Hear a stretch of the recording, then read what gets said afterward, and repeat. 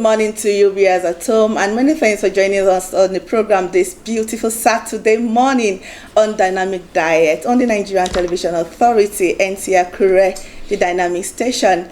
I am Toluwanimi. Okay, on the program today, I am not here alone. I have my beautiful co-presenter that will be doing this together this morning. I have with me Mercy Adinose. Mercy, you're welcome to the program. Thank you, Tolu. You look beautiful this morning. You too. Good morning to our viewers at home. I'm Mercy Adinose.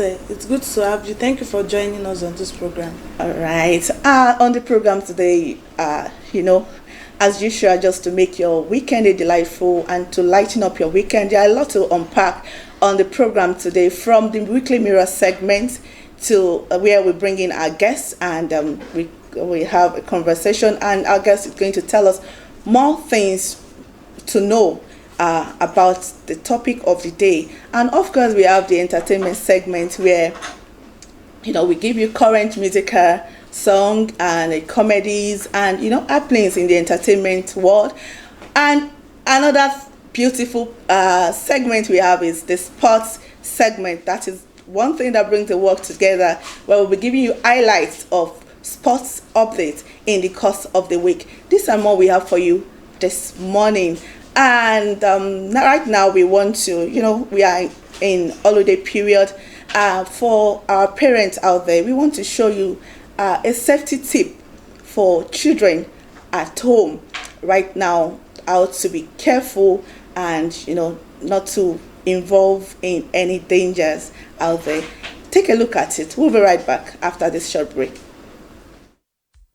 Hello, friends. Today, we'll learn about the safety rules. It's very important to know the safety rules. Staying away from danger is called safety.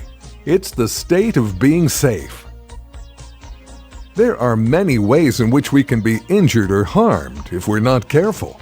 We should always try our best to live safely and follow all of the safety rules.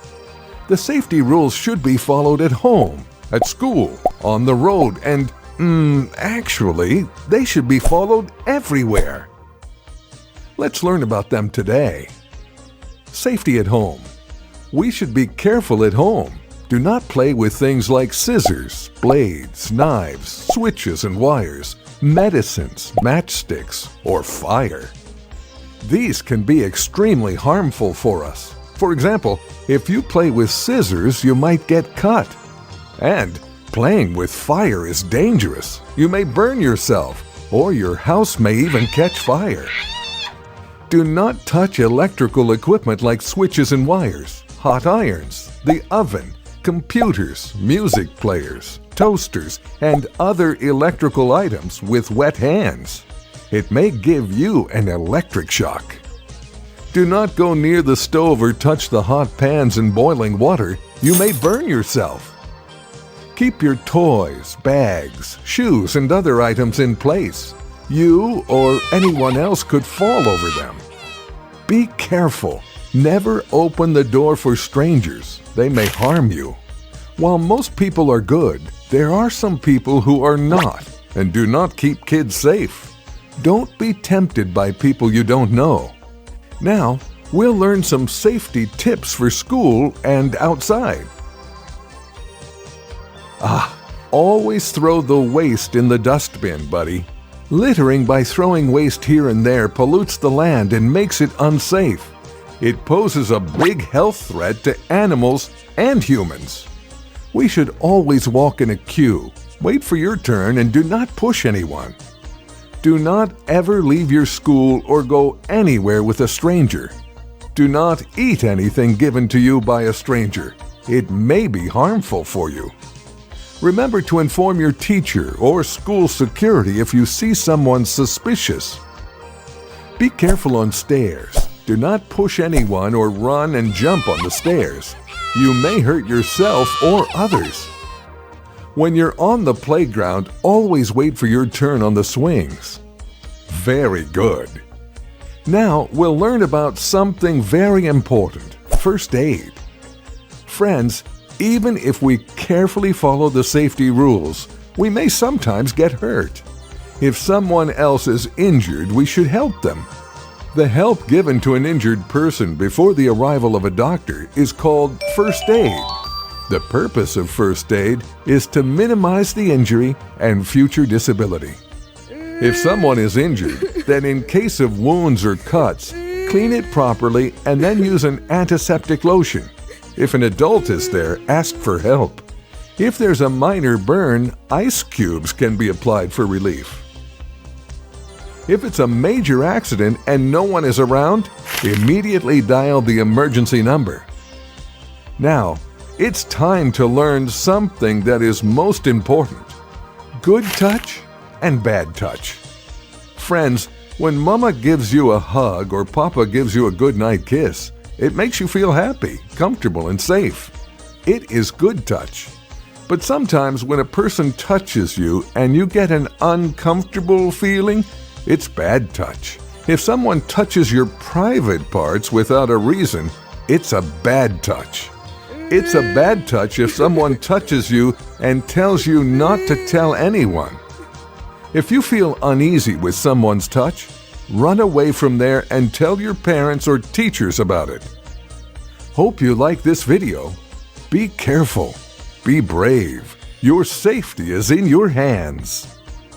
Please drop a like, leave a comment, share the videos, and don't forget to subscribe. Our app, Learning Junction, is available on Play Store.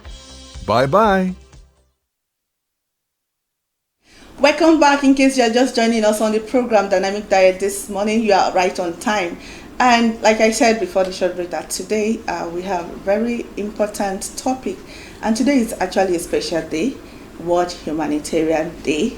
And you know, we live for this. And right now our guest is well seated. But before we introduce our guests, we'd like you to listen to a message from the UN Secretary General on World Humanitarian Day. Take a look at it. We'll be right back.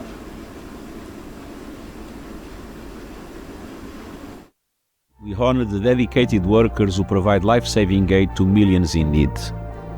We also confront an appalling truth: serving others has become more dangerous than ever. More than 1,000 humanitarians have been killed in the last 3 years. Most were local staff supporting their own communities. Countless others narrowly survived being shot at, shelled, bombed, kidnapped, or raped. Schools and hospitals are coming under fire, and new tools of war, including armed drones, are posing fresh risks. At the same time, disinformation is eroding trust. Humanitarian funding is being cut, and humanitarian access is being restricted. We see aid convoys blocked, aid workers threatened, arrested, and detained, and people in desperate need left without support. Attacks on humanitarian workers are illegal, and the consequences are devastating for families struggling to survive, children waiting for food, patients seeking urgent care, and so many more. The world has made commitments. Now we must act to respect the rules of law, ensure safe access, hold perpetrators accountable, and provide sufficient resources. Humanitarian workers stand up for people in need. We must stand up for them. We must act for humanity now.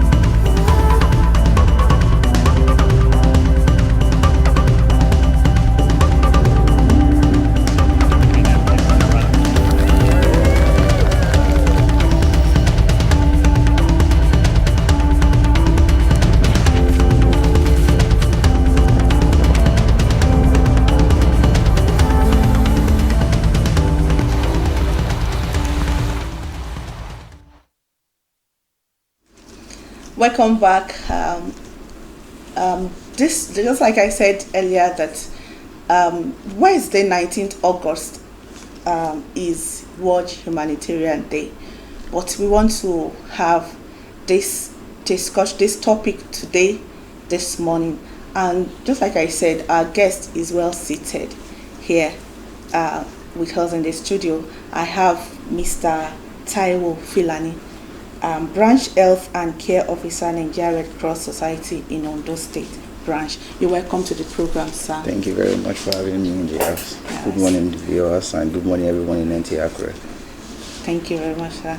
Let's get started now. Sir, as someone working directly in humanitarian service, what does this day, Humanitarian Day, means to you?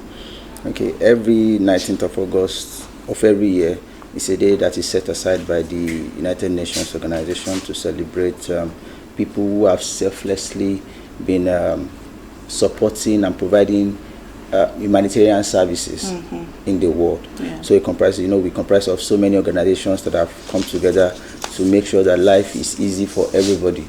So today is a day that is set aside, to create awareness that humanitarian crises are still ongoing, they are not over, and it's also a day set aside to also encourage people to support the humanitarian effort of organizations that work hand in hand with the governments, that provide succor and provide protection for human dignity, provide care and assistance for those that are for the less privileged, so to say, that provide shelter services for people. And it's also a day set aside to also remind people that even provide these services also deserves attention and care. Yeah. Thank you.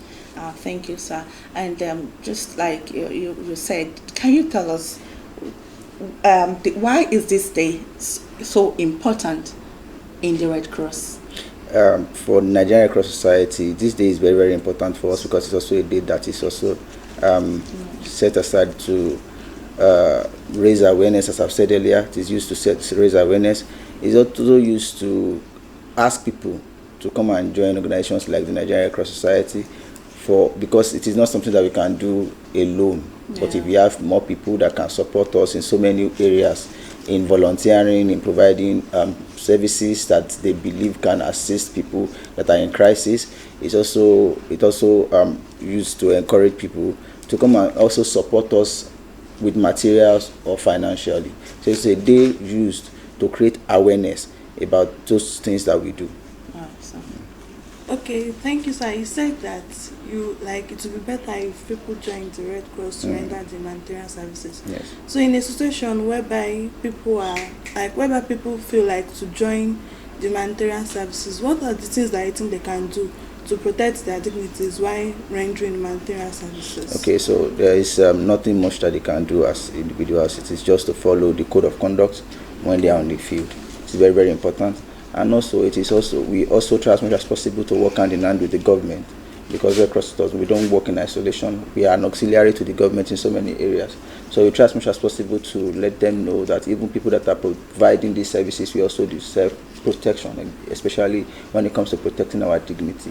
All right. So we also try to also let the people know that Red Cross and other humanitarian actors on the field, we are never supposed to be a target. Whenever crisis occur, we are there to provide solution. We are there to provide succor to their problems. We are there to provide RFL services to those that are displaced. We are there to provide shelter services for those that are displaced. We are there to provide food for those that are hungry. We are there to even provide mental health and psychosocial support for people that are traumatized. So we are there to render services for them. We should never be part of the attack. We should never be attacked, especially during times when there are political tension, when there are political crisis. We, as humanitarian actors, either in Red Cross or any other humanitarian organizations around, we are not part of, we are neutral. We are neutral, and we should be treated with so much dignity and neutrality that we deserve. Yeah. Okay, thank you very much. Okay, in a situation whereby the resources we need to render material services are not enough, like maybe the cases that is on ground is more than the resources that we have, what do you think we should do in that situation? All right, so thank you very much. That is one of the crisis that even we as humanitarian actors are currently facing. We are currently in a situation where we have depletion of resources. If you check the news recently, we even have a situation where the United States of America has cut funding for some of the services that are being rendered in Nigeria or in Africa, or some of the services that they provide care for, right, such as HIV and AIDS. So we are facing a massive shortage and depletion of resources. But that is why we also come out to let people know that, okay, this is where we are, especially in Red Cross, we are an organization that we survive on funding from partners and philanthropists, so to say. So we come out to let them know that humanitarian crisis is not over. As a matter of fact, it is growing. We have humanitarian crisis in more than 97 countries in the world right now. And in Nigeria, we are facing so much humanitarian crisis. For example, in Ayetoro Ilaje of Ondo State that we are right now, there is serious ocean surge in that part of the country right now, that we have been crying to well-meaning human beings, we have been crying to philanthropists to support the activities of the Red Cross, to at least do something for those people. And then right now, because of the rainy season, we are experiencing so much flood in the state now. We are experiencing so much flood in places like Okitipupa, in places like Ondo West, in places like Ileoluji, in places like Akure North and Akure South. We are experiencing so much flooding, and it has displaced a lot of people. So it is not something that, because Red Cross, we are also humans like them. We are just a group of people that come together, bring our resources together to come and support people. All right. So we don't want to go broke while trying to assist people. But when people join us and we combine forces together, there is a lot that we can do. All right. So that's why we also come out on a day like this to come and create awareness that people should come, join forces with us, bring their resources so that we can reach more people. All right. Thank you, sir. I would like to know, how is Red Cross making sure that this humanitarian gesture gets to the people that greatly needs this support and not being diverted? Okay. So thank you very much. One of our core principles, we have 7 fundamental principles, and one of our core fundamental principles is the principle of independence. Independence and neutrality. Mm-hmm. All right, neutrality in such a way that we do not take sides. We are never biased, never biased. Mm-hmm. Then we are independent, that we do not, although we are auxiliary to the government, nobody, even partners, can tell us, okay, this is what we should do. Because before we even come to you, we would have done our assessment. That's the first thing we do. We do our assessment, because right now, because of the flooding, we are currently doing assessment all over the state to know the humanitarian crisis, the impact of the flooding. So when we come up with our assessment, we come up with the assessment report, and we start resource mobilization to see how we can get funding. Now, when we receive this funding, it doesn't, when we do assessment, we will not be able to reach everybody. Mm-hmm. But we always have a selection criteria. Okay. Yes. Can you tell us more of this, some of these criteria? Yes, we when we want to assist people, we always pay more attention to those that are less privileged. Then we also try as much as possible to pay attention to pregnant women, okay, the old and aged, aged, yes, pregnant women, lactating mothers, mm-hmm, then those that are truly and greatly impacted by this crisis. Okay. We don't just, it is going to be very, very hard if a house in Alagbaka, for example, is the roof, because of typhoon or flooding, the roof is removed, and then some of the resources that we get is that we should distribute maybe 70,000 naira per household. If you give 70,000 naira to somebody in Alagbaka, the person will not appreciate it. Yeah. But if a house in Isolo, the roof is removed, and you give them 70,000 naira, they appreciate it more. So those are some of the things that we come up with to judge our selection criteria. And after we finish the intervention, we always make sure that every partner that supports this activity gets the report of the activity, to show them that this is how your money was spent. It was not embezzled. And sometimes we even take the partners to the field so that they can see for themselves what their resources has been used for, and it can also encourage them to do more. Okay. Thank you, sir. So I would like to know what keep volunteers and humanitarian workers going when the work is overwhelming. This is a voluntary thing. Yes. And sometimes the situation of the country and, issues and all that can be overwhelming. How do you handle it? How do you, solve or take that situation? Okay. One of the things that encourages us to do what we do, the first thing is the humanitarian spirit. So want to assist people. And that is one of the qualities that is lacking now in the community. We have people now that are very selfish. They think about themselves alone. They don't care about the people. They just care about their pockets. They care about themselves alone.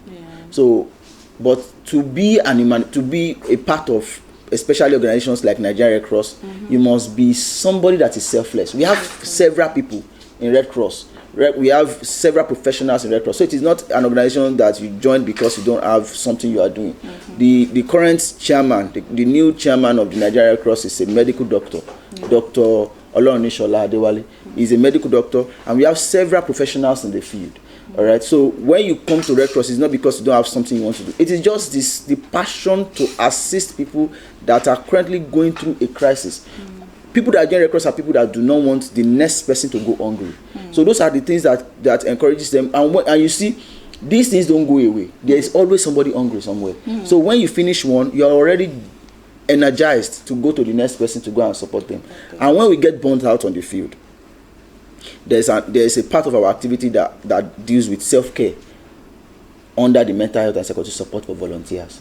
So we come, we debrief, and when it is needed, we also go back to go and energize ourselves by maybe with recreation. Around the country now, we have first aid camps going on around the country. And in the camps, aside from training first aid, we also use it to network and energize our volunteers so that they get re-energized and they are ready to go again for the next one. Okay, let's bring this home now. I want to ask you, this is a personal question. Okay, please.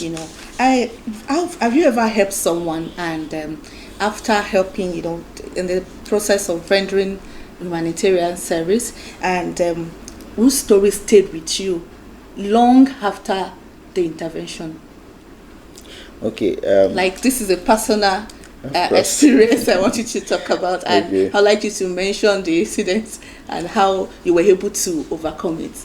Okay, so although I am a kind of person that when I want to assist somebody, despite the fact that I have to be empathetic about it, but I try as much as possible to do what I have to do and just leave it like that. Because you don't want to get attached to every case that you attend to. You don't want to, yes, emotionally, no, you don't want to get attached to every case you attend to. But there was an old woman that I had to support one time. She was not in an accident. She was just on the road, and I saw that this woman is not comfortable, so I had to just walk up to her and ask her, "Ma, are you okay?" Because that is always the first point of all. Are you okay? So and she said she's okay. But from what I was seeing, from my assessment of her, she was not. So I said, okay, but if you need to talk to somebody, I'm here. So she broke down, and she said she has been trying to, her children abandoned her, and she has been trying to contact them for the past 6 months. She has not been able to reach them. So I now asked if she does not have any other family members that could connect her with them. She said she does not have. So I started suspecting a case of dementia. So I had to start asking questions, and that is because it is part of our components in Red Cross, the Restoring Family Link, where we link people that are displaced with their loved ones. So I had to ask, where does she live? She described the house. So I went back to her house and asked for history. So they told me her history, and that was where I got to know that she just was the one that was not contacting the family. Because she had forgotten how to even contact them in the first place. So I had to set up a linking exercise where we had to start tracing the family members, and within like 2 months they got connected. So it made me wonder, old age is not a curse, but you can see in the case of that woman, she had no access to that particular service. If I had not asked, nobody would have. So how many people are asking? What if it is me tomorrow? Who would ask me that same question? So those are the things that keep us going, and that is one of the stories that has stayed with me till now. Okay, thank you very much. You said now that what if it is me? That what am I going to do? Okay, in our society today, what do you feel like we are not doing enough to help vulnerable people, and what are the things that we are meant to put in place to be able to render assistance to vulnerable people and those that have disabilities or they are displaced? Okay, so thank you. The first thing we must put in place is we must stop thinking about ourselves alone. That is the first thing. We have people now that is just about them. It's not even about their family. It's about just themselves. They don't even care about some people. We have a community of people now that Yoruba will say "bam bam moyo." Yes, they don't care about the next person. They don't care how they survive. That is why you will see somebody that would keep things that are supposed to be for a community and keep them to themselves alone. No matter how hungry they go, they don't care. So one of the things that I would not say we are not putting it in place. It is just it should be a personal thing for all of us to want to live selflessly and try to make sure that the community, the society is better than the way we met it. Everybody is trying to create shortcuts. Everybody is trying to swindle the next person. They don't care. That's why I used to, when people ask me, when people try to check my neutral state, they ask me questions of, are you a Christian or are you a Muslim? And I just answer them with, I am human. Because for me, that should be the first thing, humanity. You should make sure that our humanity grows beyond our religion, our political bias, even our tribe. You must see the next person as humans first, before you see them as Yoruba, before you see them as Igbo, and that is one of the things that is currently polarizing us, especially as a nation. So we must be united, especially as the team of the Nigerian Red Cross World Red Cross Day for this year. We are all united for humanity. So we must all come together to see everybody as this could be me, and it will give us a better society. Okay.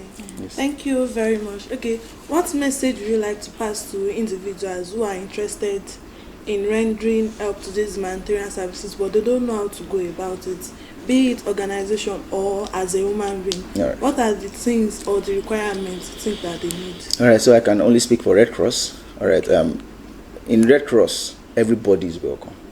Nigerian Red Cross is an organization that does not discriminate either by age, by gender, by ethnicity, by religion, by profession. Is there an age limit to There is no be age part limit. of There's no age for limit. Red Cross? Yes, there's no age limit. As long we start grooming children even from when they can read and write. Wow. Right? Yes, because we believe that it is better when you catch them young, instill humanitarian values in those children when they are young, so that they don't become people who do not have human compassion at the end of the day. So we groom them. We have school units around the state, we are also still expecting schools to come to us to come and register a unit of the Nigerian Red Cross Society in their school. Okay. So the first interest to joining organizations like Red Cross, as I said earlier, is your interest to assist humanity. When you have the human compassion, you do not want people to suffer. That is the first thing. Then to join Red Cross also, all you just need to do is walk up to us or go to our office. We currently have our new secretariat building at Futa South, behind the Anchorite College. Walk there, obtain a form, and join us. As an individual, there is limit to what you can do. There's limit to what you can do. But when you join a community of people who have the same passion as you, you can do more. You can do more. Yes, you can do more. And when we gather resources, we can reach more people. Unlike when you just go to places like post office and you just go and distribute things to them, right? It is even becoming a menace because some people now see it as a means of livelihood to just go and sit down in one place and expect people to come and give them things. No. But when you use your hand and when you give people a means to their livelihood, when they can have access to jobs, it's also part of it. When you give people access to jobs, when you give people access to living a dignified life, when they don't have to see, because people don't also want to be seen as beggars. All right, so it is part of Right. what we do. Yes. Sarah wants to ask you, in events of an emergency, in an emergency situation where something happened, and talking about this humanity and all that, something happened, and as just a member of the public, you want to come to that person's aid. Because I'm saying this because this happened to me personally. I had an encounter with a guy. Sometimes he ran into a bike and Okay. an accident. So then taking him to the hospital, and I rendered first aid. I would say I rendered help to take him to the hospital, and getting there, the hospital it said I'm supposed to pay a certain amount of money before they could attend to that person, or I should take this person back to wherever I picked him from. Okay. So I and this person was crying, shouting, and I was like, what will I do? I can't even get access to his phone because there was a password on it. I don't know who to call and all that. And I'm asking this because there are some Nigerians out there that they would love to help, but because of this situation, taking someone to where they think they should get help, and they turned you down, and they said they can't, there's nothing there, you should do this, and at the end of the day, if anything happened, they hold you responsible.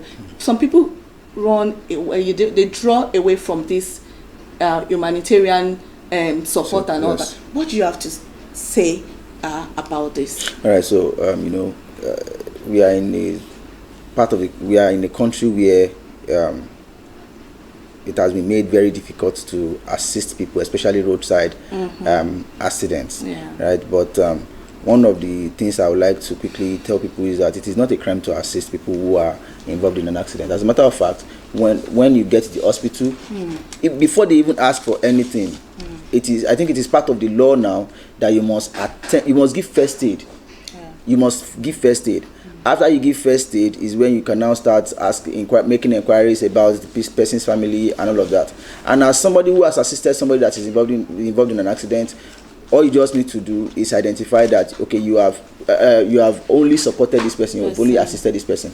I think the House of Assembly has passed a law that is called the Good Samaritan Law, and that covers for people who assist people who are involved in an accident.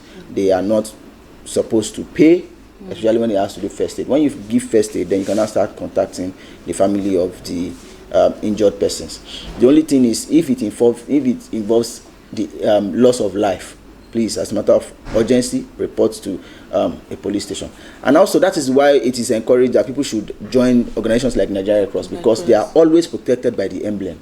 That's why wherever you see me, wherever I go, I am always with the emblem. So that whenever I bring somebody to your hospital, you already know this person has just rendered first aid services to this person. So we are covered by the emblem. So, and that protects you even in the case of prosecution and all of that. All right. Yes. Thank you very much, Mr. Taiwo Filani. Yes. And before you go on the program, what is your parting word for viewers at home? It cannot be overemphasized that we should live as humans first. As part of what we are trying to commemorate, the World Humanitarian Day, which is celebrated on the 19th of August every year, we try as much as possible to let people know that humanitarian crises are still ongoing, and we still need people to come and support and assist people. Also, it is very, very important that we should live a life that creates impact. There is no worth in living a life that you do not have anything that you are leaving behind.